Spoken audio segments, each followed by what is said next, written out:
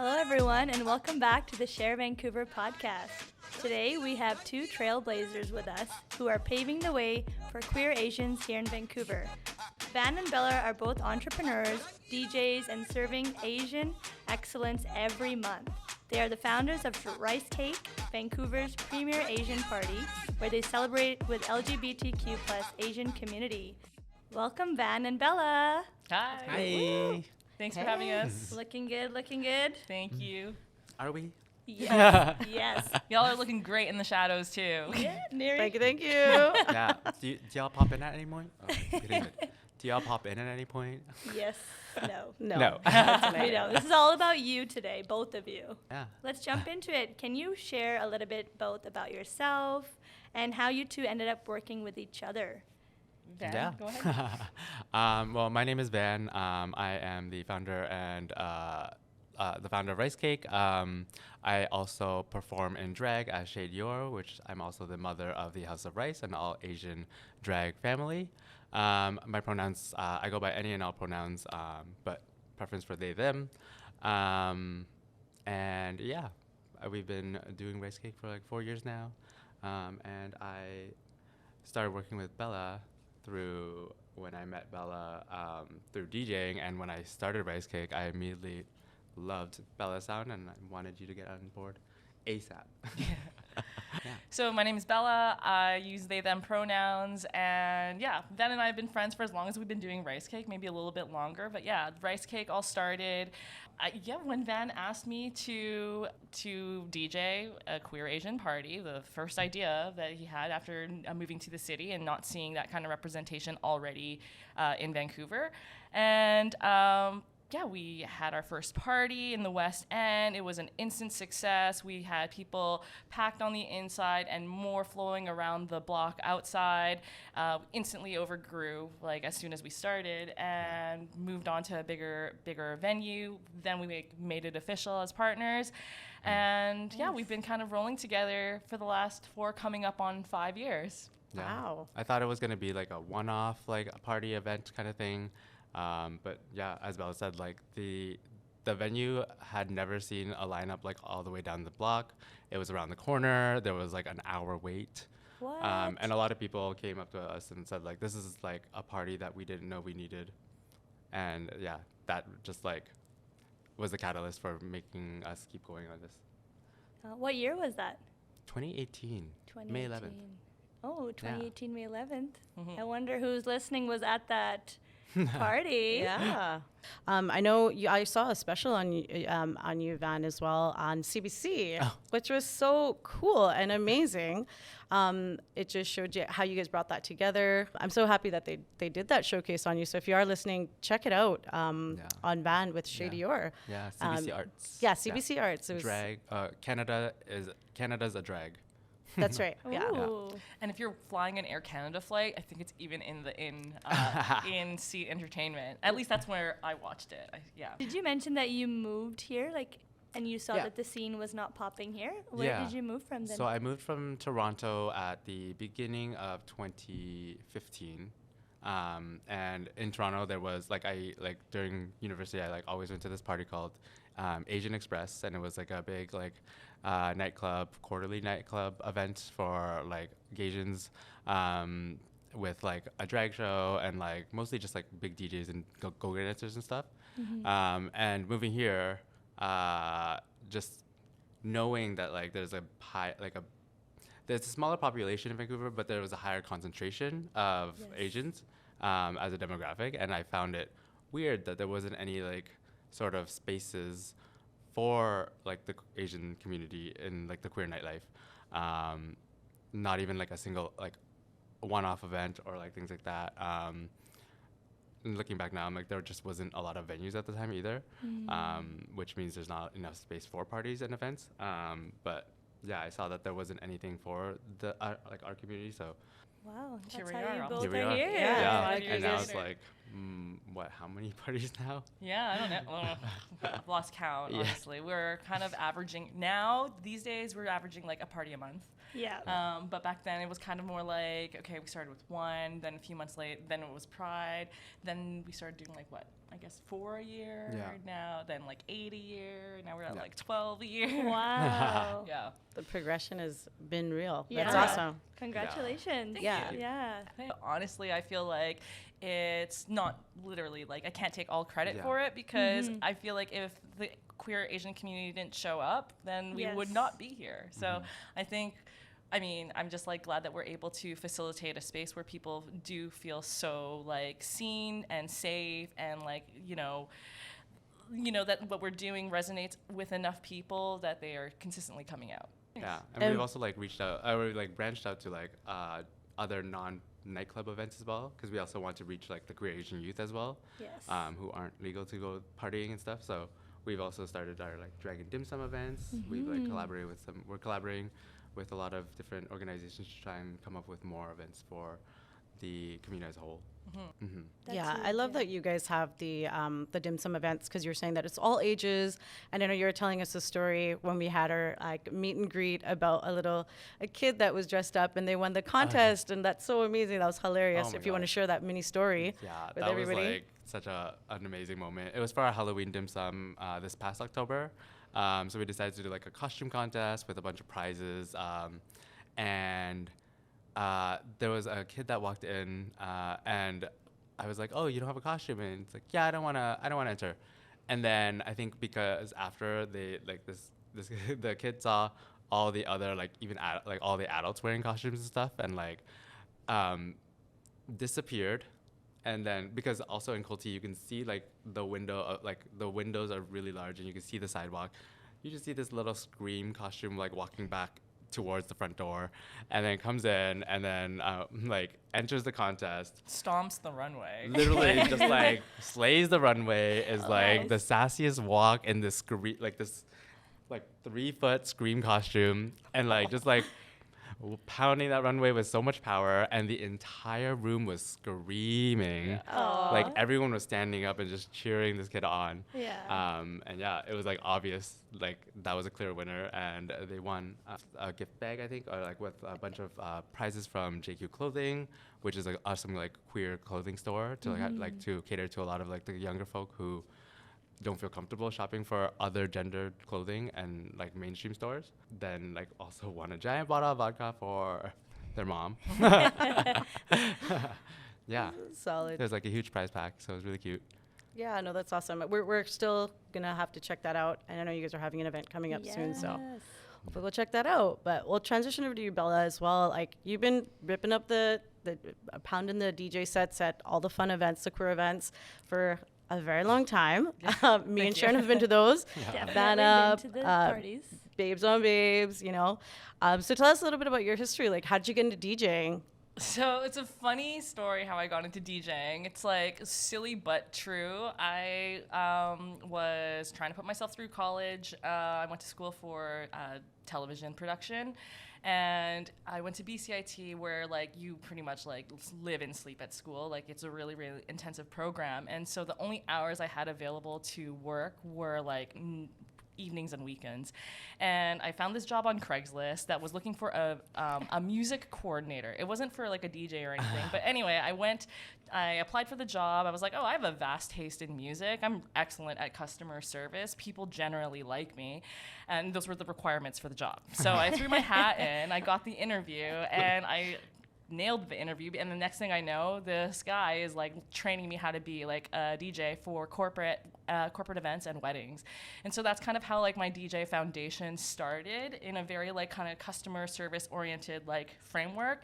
But then through like working nights and weekends for like years, I ended up being able to develop my own musical style a little bit more.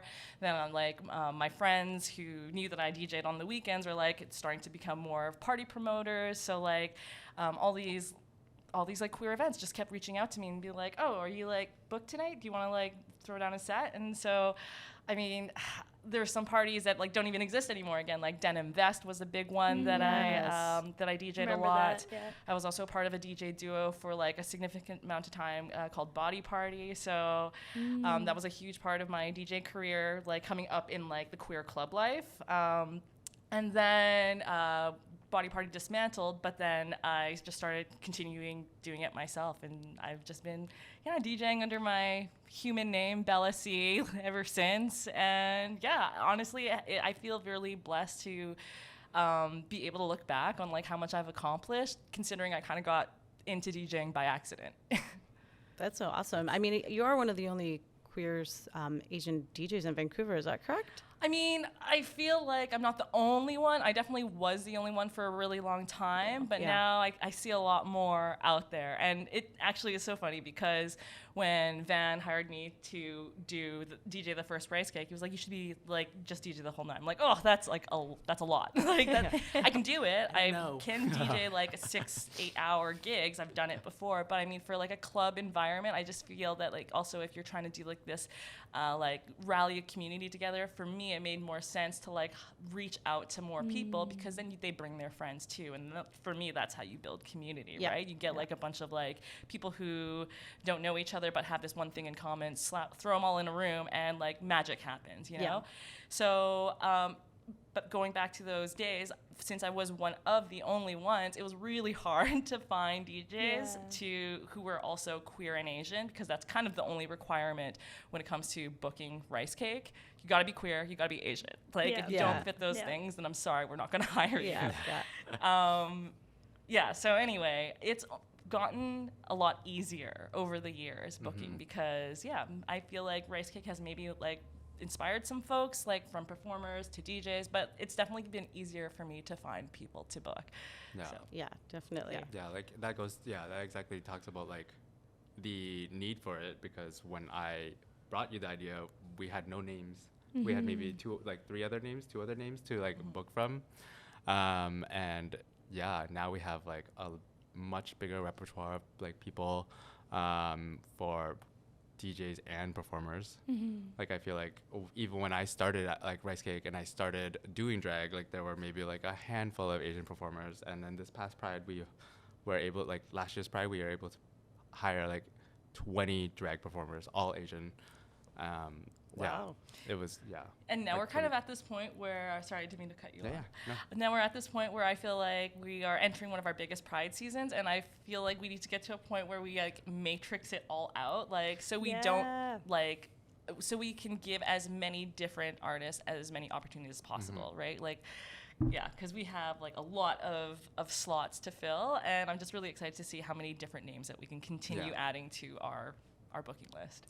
Yeah, that's an amazing transition from like back in the day, right? Where you're saying there wasn't anybody around, or at least we didn't know about them. I mean, I feel that same in the South Asian community. There was like, I don't remember ever seeing like a South Asian drag queen until like the last few years. So it's a nice transition and change to see that, South Asian and Asian communities are rising up within the LGBTQ community and building an amazing community as well. Totally. But I think it's like, going back to what you said earlier about like, it's not just like all on us, like we can't take all the credit, because I think it's like a full circle where like this event is these events and these like the people that we're hiring are inspiring other people to start like exploring this entertainment industry, or just like exploring different like their own like artistry, and then that ends up allowing us to create more events and make our events bigger to continue to inspire. So it's just like a snowball effect. Totally. Like actually thinking back on Phulkari, the last one and the first one that happened. Like during the first one, there was Jolene Queen. She was performing and she was doing a bunch of Bollywood hits. And there was like I guess one number where there was like a talk back sort of situation, or there were two like voices in the song, and there was a person in the audience who was like just kind of felt that moment and like kind of joined Jolene in that moment. There was like this like back and forth, like that I feel like we know who you're talking about too. Yeah, because now she's Nimrat the drag, right? I kind of just wanted to bring that up to show, like, I feel like our events really do kind of like let people feel like they can come out of their Yes. shell, let them like they feel empowered to tap into a side of themselves that maybe they like repressed before. Because I mean, I was talking to Nimrat backstage in the green room at the last Phulkari, and she was saying, she's like, I don't know if you remember me, but like I was in a turban back then, and I was in my conservative era, and I'm like, where'd that person go? Anyway, I thought that was a really beautiful. Yeah. Yeah, it's a safe space, right? You guys have created a safe space for the community to come out and, you know, like bloom and blossom into who they really truly want to and feel authentic in their own body. So that's amazing. And Nimrat is doing great things as well. Yeah. Super so cool. Sweet. Yeah. But it does take, like, you know, the first people to do it to continue the pathway to keep going. Like Jolene may have, well, we believe she's the first, but I'm sure there were others. But Jolene has really paved that way for other. Now we all attended that Phulkari event, which was so fun. We were like, how are there 6 South Asian drag queens up in this space? How are there so many queer brown folks here? Like, it was just so eye-opening. Because even with Sher Van, like, we're unable to host like more party events, so it's so nice. Like Ricecake not only does queer Asian but also collaborates with the South Asian or any other BIPOC communities and hosts these events that really can create that space that not everyone can like go to. Like for example, Nimrat probably wouldn't have had that space because we're unable to throw that. So it just shows how powerful and transformational these events can be. Yeah. Right? I think like we started off like with our events for more so just like an umbrella sort of like queer Asian and like a lot of our themes were like food puns and very like cute and like that was our saw those. aesthetic, very like puns, Yeah. and then I think coming out of COVID, especially with all like the Asian hate and like a lot of like the struggles that we were facing, like we decided to switch like direction and rebrand in a more like empowering way, but also to focus on like bonding the community more, like all the components of the umbrella under the umbrella, because like when you hear Asian, like most people immediately think of like just East Asian. Us both being Southeast Asian, we wanted to make sure that there was a bridge between all the like Asian communities to really feel like we are all Asian and there is no separation. I think a big part of it was we started like focusing on different like cultural holidays throughout the year and planning our event around those, so that we can kind of like focus like our efforts on showcasing like a bit of that community so that the rest of the community can come together to celebrate. We understand the need for having like specific cultural like safe spaces. Like even with Sher Van, we are South Asian, but everyone is welcome. But it does show that like the space is needed within the queer community to have those like cultural spaces. I think before the pandemic, I was like, no way would I ever go to like a queer South Asian event because like someone's gonna know me, right? Where like post-pandemic now, I'm like, oh, I want to connect with my roots. I want to connect with my people and know like what are the reasons that like the queer South Asian community is not necessarily out or not like so visible. So growing up from your own personal experiences, what are like the barriers you would say keeping folks either not, well, lack of a better word, in the closet or like not so visible out in the community? That's a great question. Well, I actually grew up super conservative. My parents wished I was way more conservative. I grew up super Christian. I went to private school. I was a worship leader at one point. And I feel like I didn't even just like tap into my queerness until college days, I guess, when that Christian bubble that I was raised in burst. Because I feel like for me, my upbringing, like there was my Asian identity, which I was kind of also a little bit disjointed from being a second gen, or like my parents are immigrants from Indonesia.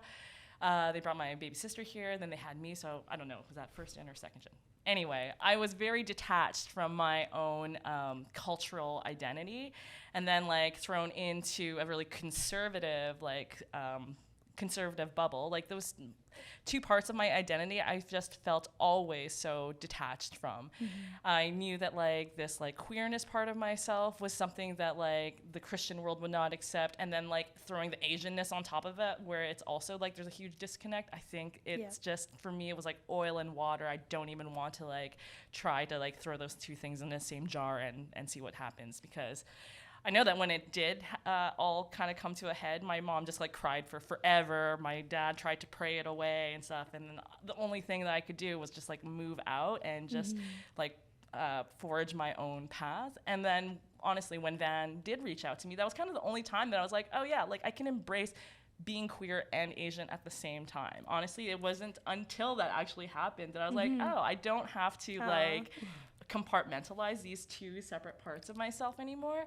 So, I mean, to answer your question, I feel like the reason why lots of people might be so closeted is just because, like, culturally speaking, like the queerness and Asianness just doesn't really mix. Like, there are those layers of conservativeness like on top of that I feel like keep a lot of people kind of like nervous, unsure about like how their family is going to react, how their community is going to react, how their workplace is going to react. I don't know, there's just so many different like intersections where your identity might clash with the rest of your life. And so that definitely is what like kind of stunted me from being my full self. I feel like I started like getting in touch with my like queerness in high school, maybe even middle school actually. Yeah, I started having crushes in middle school, and then I started coming out to my friends in high school because I didn't want to go through high school with these friendships that will end up falling apart because they find out that I'm queer after like 4 years of like developing these friendships. I just have like this like no wasting time mentality. Wow, even back then. And then so like, but everyone was very accepting. Like in high school, like I had like there were only like a certain amount of Asians in my high school, so we all kind of like found a community and always hung out together. And they were all cool with it. I struggled a bit to tell my mom right after graduating high school, but I knew that I didn't want her to kind of like blame me moving to university for like that to change me or something. So I needed her to know that like this is me and it's nothing to do with like what I'm going to go into like. But she also cried, and she just like kept like arguing with me, hoping for a normal life for me. But I think it was like more so a worry about how the world would treat me. I feel like in a lot of Asian cultures, like we're so taught and it's ingrained in our bodies and our minds to like always prioritize our family, because family is like the number one thing. And that means prioritizing your family over yourself in all that you decide, all that you choose to do, like what you want to do in school or like what you like about who you're going to marry, things like that. Like it's so much about like family has a big say in it. So trying to explore your queerness in a culture that often doesn't even acknowledge that queerness exists is hard. Like that also caused me to not tell my dad about, like not come out to my dad until like 2 years ago. And that's 10 years after my mom. Because he has a more judgmental, a more judgmental personality. So I just didn't feel like it was going to do anything to our relationship except destroy it. So I like kept pushing it away and just like waiting. Me being gone, it actually like helped us bond more, and like he was actually okay with it. It just seems like very relatable within like Asian, South Asian is. I think even for us connecting with Sher Vancouver members, the biggest reason is family, right? We live in a very collective identity world where family is like the biggest reason why we are the way we are. And to detach from that is like, it's hard. So I think a lot of fear. You know, scared of what other people are going to say. Oh. It's the same with your, same as like, I think, just like a lot of BIPOC community too, right? The parents, the culture, the religion, you name it, is out there to like hold you back. The reason why I like started Ricecake too, one of the reasons was because one of my like best friends and like roommate in university was a gay Korean man, and he wasn't out to a lot of people, like because in Korean, a lot of Christian Korean, a lot of Korean families, if they're like in if they're Christian, then they are very involved with their church, and it means like a huge network of church-going like Korean parents who are always talking to each other. So he never felt safe coming out to in any sense. Like he was afraid to go on dates and stuff like that, and like he would only really like look alive and happy at Asian Express, the event that we used to go to, because he would finally be able to feel free. But he was still like very like internalized his like fear of being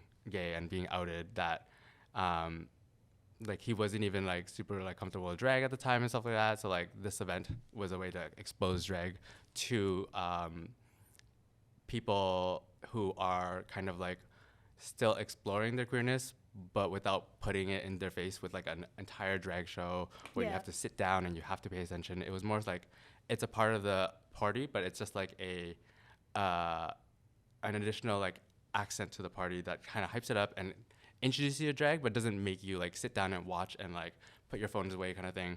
Because the party's still going on, you're still dancing. If you don't have to watch if you don't want to. So that's why I wanted to make Ricecake that way, just to reach out to all those other folks that are very in the similar situation, who don't feel like they can even explore other than these little bits of nightlife that they can kind of like let free of all their like their stress and their like pressure from family and stuff.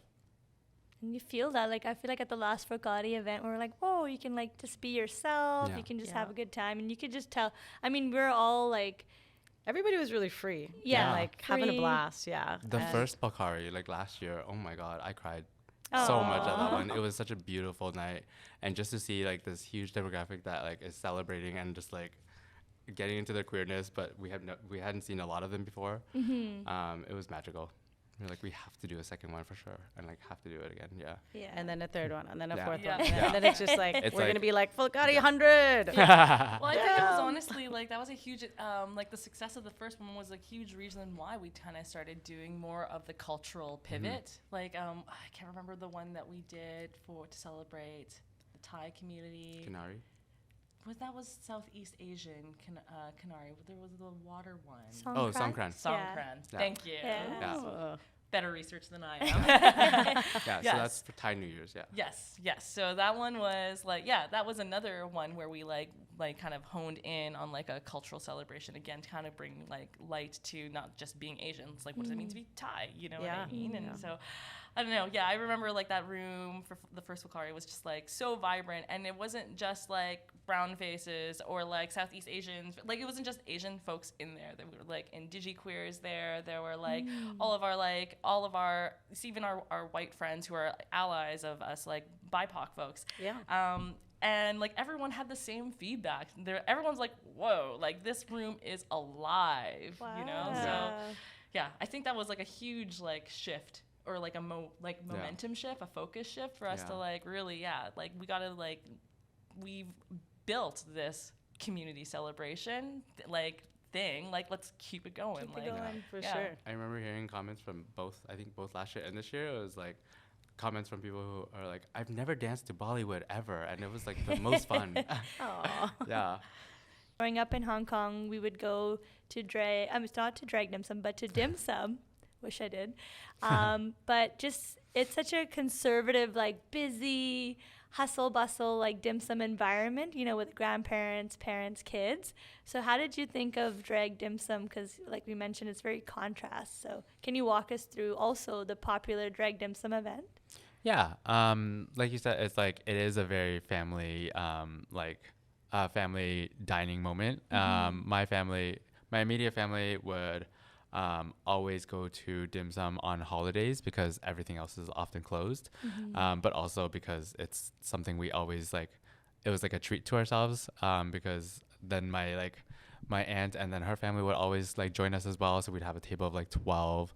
Yeah. The kids would always be, you know, running around. Yeah. Like you Yeah. said, it's very busy. Very busy. But it's like, it just holds this like sentimental, like this sentimentality and for me, because it just reminds me of family all the time. And then with the House of Rice and with Ricecake, we would also like as a group would end up randomly scheduling like our dim sum like the day, like 2 days after a Ricecake, but we would plan it at Ricecake sometimes. We're like, do you want to go to like dim sum on like Sunday or something? And everyone for some reason would be free. So it's always like a cute thing for us. It's always been like such a happy moment. There's so many like drag brunches all over North America. It's such a common thing. I really wanted to like take that on and also do it in Vancouver, given the like amazing amount of like Chinese cuisine we have here, especially a lot of dim sum restaurants. Like people say it's just as good as over in like Hong Kong and stuff. Not being Chinese, I didn't know how to kind of approach any Chinese restaurants about bringing this queer like how was that performance conversation into like a Chinese restaurant, especially when a lot of the Chinese restaurants are owned by like older folks who have like had it forever. Who very traditional, very conservative. But then Cold Tea restaurant, where we do it now, took over this older Chinese restaurant during the pandemic, and they're a lot more, they renovated. It's like a beautiful interior space. They didn't really have like a grand opening because they opened during COVID. So when things started reopening and restaurants were open again, they wanted to kind of reach out to do events. And because they're situated on Davie and Granville, so Granville being like the very straight hetero like strip, and then Davie being the gay strip, they're right on the corners to intersect both. So they really also wanted to like support like queer events and stuff. So I had a meeting with them. They were super down. It's been amazing ever since. We like, it's generally like for the first year it was like all House of Rice performing. The way it's also situated, they have like a little runway in the middle, which generally in the restaurants they'll just like decorate it so it's like a backdrop for the booths. But then during events we get to use it as like a huge stage right in the middle of the room, and it's like a perfect like layout so that everyone gets to see the show. It looks amazing. I've seen some of the adverts for it, and I remember Cold Tea before it was Cold Tea. Used to be able to get some after hour stuff over there for sure. Oh my god! With that the side cold tea. Yes. Or the side window. I was the all side about window. the $5 side window. 100%. What's this? You don't know what the cold tea is? So back before it was the new modern cold tea restaurant, it was like a roll it back a generation.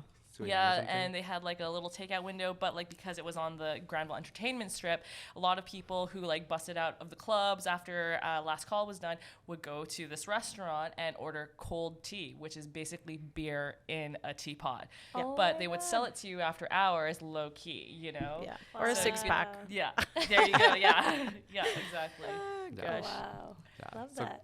And I think cold tea is like a general term for that, for like not just here, but I think in North America. It's like the after hours booze. It's like special. So out of the loop here. But also they had this like $5 like this takeout window on the side that was like $5 food for like, it was like a big container of like fried rice or like chow mein noodles and like wonton soup, and it was the best like post drinking like food for $5. It was amazing.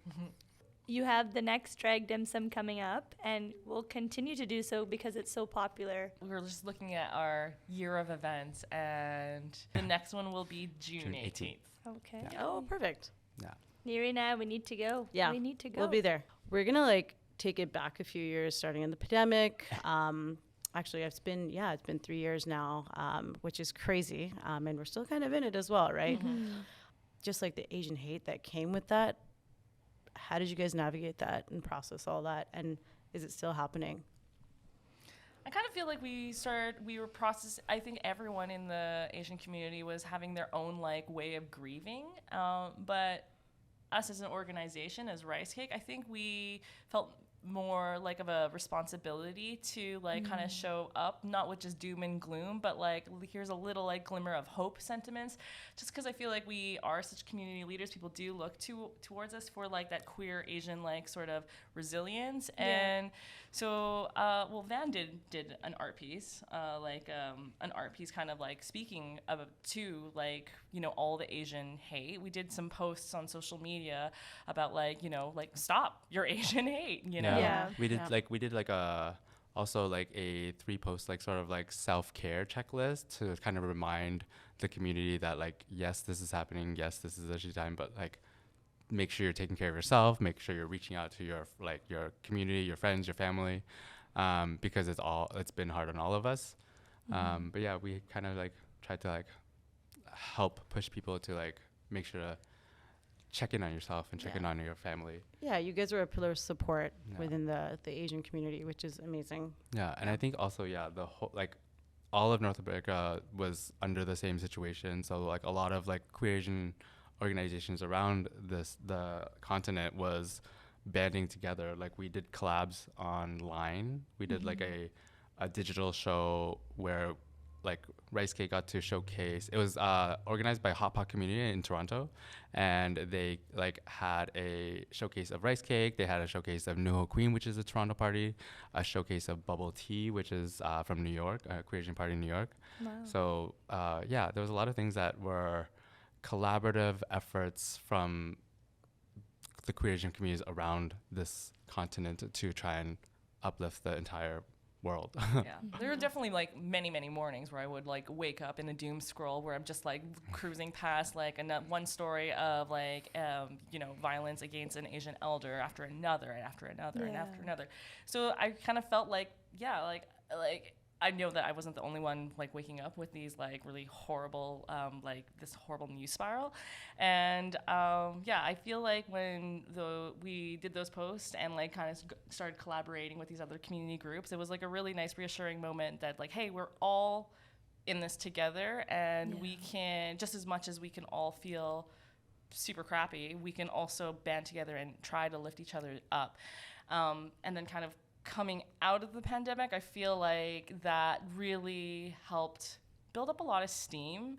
I mean, after kind of withstand and stomach so much like hate, you kind of, I don't know, maybe it's because we had like the support of each other, like that knowing that like there were other groups in other pockets of the world feeling and doing the same things as us.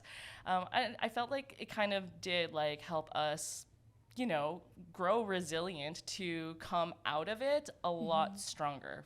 I think part of like our upbringings is to like kind of like contain our feelings, like not be loud, not like make a scene. Like we're told to keep our head down so we can just like coast by as like the model minority basically, and like not be like too present, because all like we're being taught to just like do our job, be successful, and that's it. I think like all this Asian hate just like really triggered a lot of us to kind of just like be fed up with it and stand up and really just like focus on like fighting back and protecting ourselves, and like you said, to be more resilient, because I think we always are resilient, but then being queer and Asian, but then this hate just made us like really tap into that resilience and like fight back. And I think because we weren't able to do a lot during COVID, during lockdown, we were able to just share a lot of things and make posts and stuff. It was cool for the House of Rice to kind of like tap into creating art to try and like bring awareness to it, and also like to inspire like everyone else to kind of like not feel ashamed of being Asian or not feel scared to be Asian. So we ended up applying for the Revolver Festival, but during COVID they changed it to Evolver Festival because they made it a digital project, and we produced this 1-hour production called In Ricelation, where we would have like That's awesome. I love my puns. Where we like had us, me and Made in China were performing live in the theater, and it was streamed, but we also had, because of COVID, we had the rest of the house members create video music video like performances Yeah. where we would incorporate into our like transitioning and stuff, or we would kind of even be in front of the screen, kind of acting as like a duet with the projector or a group number, doing group choreo with the with the projected video. Right. Oh, wow. To create the show to talk about like the queer Asian experience and like what we go through and what we are happy about and to celebrate. In the beginning of June, we're actually doing our part 2 of In Ricelation with the Revolver Festival. Now that it is back to being a live theater, we will be doing House of Rice Presents Riceliance, Ooh. which is Oh kind my of God, like a love it. sequel to which is a sequel to Ricelation, yeah. Ricelation, Yeah. and it's kind of like more of an exploration of how we survived the pandemic and grew as a family. And it just shows like, I think even we can relate, anyone can relate during the pandemic of like feeling this fire and like burning, like, oh, you're just angry, and like we all sort of build like resilience, and it just shows that with your events and the steam that you have, you still have so much passion, and you know it's gonna stay there because of sometimes you have to like go through an unfortunate, you know, situation and events that propel you to the point where you're like, don't even mess with me anymore, like Yeah. you know, and you're projecting your great events, and you've always been there during the pandemic, maybe online, but now you are front and center with the steam and passion, so that's really great. Yeah. We also, we actually celebrated our 2-year anniversary Online. as a Zoom party, nice, Ricecake VR, in collaboration with Club Quarantine, which was doing Oh like yeah, the I weekly. saw those. Yeah, They were those doing are like awesome. weekly Myriad parties. attendance. 100%. Yeah, so I know like one of the organizers in Toronto, and like they were doing like weekly parties on Zoom, and I was like, that is wild. But then, they want like we asked to like collaborate with them for our 2-year anniversary, and it was like so cute. Like we had our performances, like just reading the comments of all the people, just like cheering on the performances, or like just talking to each other in the chat. It was definitely a very like uplifting moment during COVID to be able to celebrate online with each other. Yeah, I think also like even being like during COVID, I had a love and hate relationship with it because I was like, oh, I can like chill at home, but then I was also like, oh my God, I miss my friends, you know, or like family and all that kind of fun stuff. But I felt like there was such a cool community online. Like even friends, my friends would get together, we'd watch a movie together at home at our own places, and then just trash talk the whole movie online. Or like Club Quarantine, we were like, let's all go on tonight, you know, watch this amazing event and kind of dance around or whatnot. So it did bring a really cool community together as well, right? And build connections as well, like you guys have. So very cool, very cool. Yeah. So that's why I have a love and hate relationship with COVID. But Well, we needed those moments, yeah. to get through. We also collaborated with Normie Corp for the Lunar New Year during like the COVID one too. yeah. That was really cute. That was really fun. So many collaborations. Yeah. Love it. That's what happens when you like build events in the community. Yeah, Yeah. I guess so. Yeah, that's true. Talking about community, like having Ricecake now, what do you feel is like packing and lacking in Vancouver's night scene? Like we know we got Davey, period. Right. What do you feel? I know you're from Toronto, so I know the scene there is probably so different, but what do you feel that we have really improved on in Van in the night scene, and what can we do better? I think that we now have a better diversity of types of events, like not just like tooting our own horn, but like, we've got Ricecake, but we've got a lot of POC centered events, like Level Up celebrates the Black community. Potlatch celebrates the Indigenous community. Yeah, and so I feel like a lot more people are like unashamedly waving their flag, and I think it's because of like we've all endured way too much oppression and are over it. And Yes. I think that the only thing, so we're packing tons of diversity, tons of party potential, tons of spaces to feel like that we're not just marginalized, that we can be uplifted and powerful and celebrated. But what we're really lacking is space to do that. Like, it's just, there's really not many venues that can host like more than 300 people, you know? Like a lot of the party, I'm from the city, and like so many venues have either completely stayed still in time, like bars like the Lamplighter, or like I'm just trying to think of other places like the Cobalt. It's kind of like the frames of the buildings have kind of stayed the same, you know what I mean? Yeah. But the amount of stages or places to actually hold people together is like very, very minimal, because more often than like spaces pop up, they shut down. Yeah. And we've just seen that time and time again. And so I feel like that's really where the city is lacking. We're kind of like Footloose in like there's like everyone wants to dance, but there's nowhere to dance. Yeah. You know? Yeah, but I don't know if that's just like the infrastructure of the city or like not having enough space for something like that large. Yeah. But yeah, I've like been to like clubs in like Asia and stuff like that where they have like performers coming down from cages and stuff like that, and I'm like, I want I feel that. like we don't have this space yet. I feel like our queer events, like I remember back in the days, I can't remember where they were, but it was always like the like shadiest corner or like the grungiest. I'm like, why are like all the queers shoved in that one space where you already, you know, are uncomfortable, and then you got to go like a creepy corner. So like, yeah, I feel space as well. Like we are packing, I feel like you said, Hot Latch, Level Up. I don't know if Babes on Babes and Babes on Babes. do they still happen? They're long weekend. Yeah, they're Yeah, long okay. weekend centers. Oh. So they always like do it. They have a long weekend party. I think it's coming like up. Fortune, right? Fortune Sound Club. So it's at Okay. a club. Yeah. I think that's on Pender, Hastings. Yeah. Something like that. Yeah. Pender. So they still do Okay. theirs. Yeah. Yeah. They still do Yeah, theirs. but a lot of these clubs, like the nice clubs, like Fortune, celebrities, these are owned by like bigger corporations. So it is also a lot harder for community groups such as ourselves to get in there, unless you have a pre-existing relationship, which is like awesome, like amazing. You've got like a way in, but like I don't necessarily know that is a universally like that's not completely accessible to everyone. You know, if it's always if you know the right people, then you can get in. That's not the best access. You know.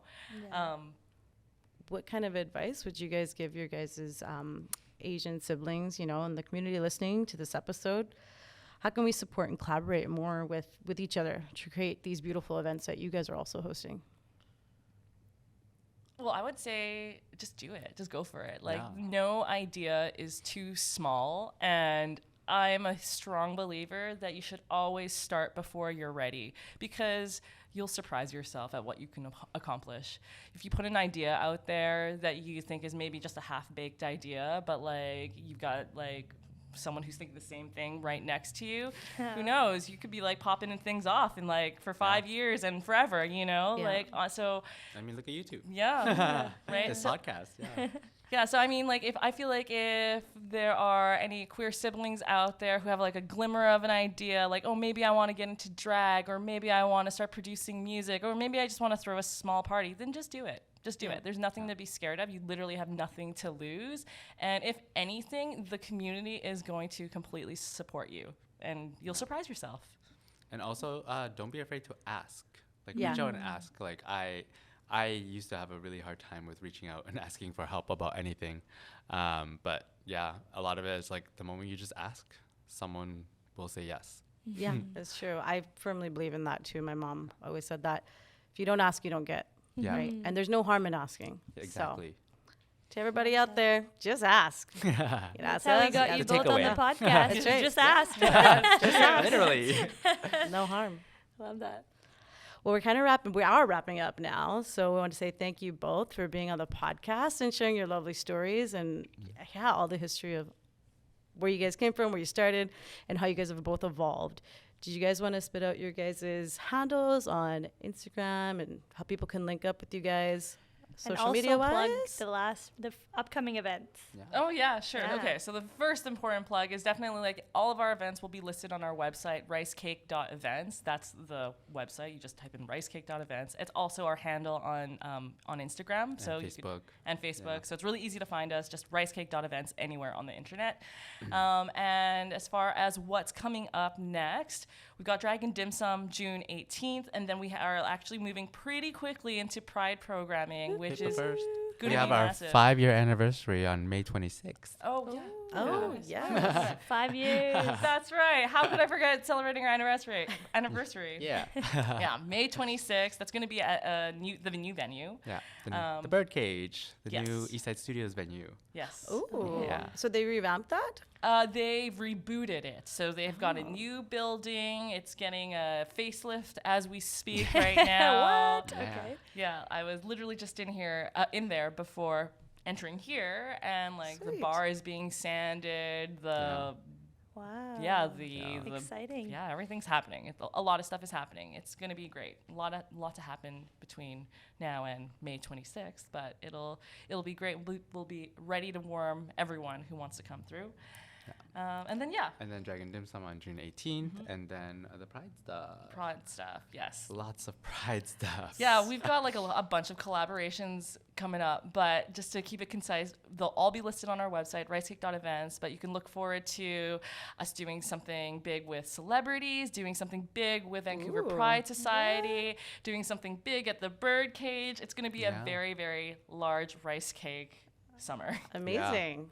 Yeah, Well, including also like with that, we also are collaborating with Dragon Boat BC to do a closing party with them. Amazing.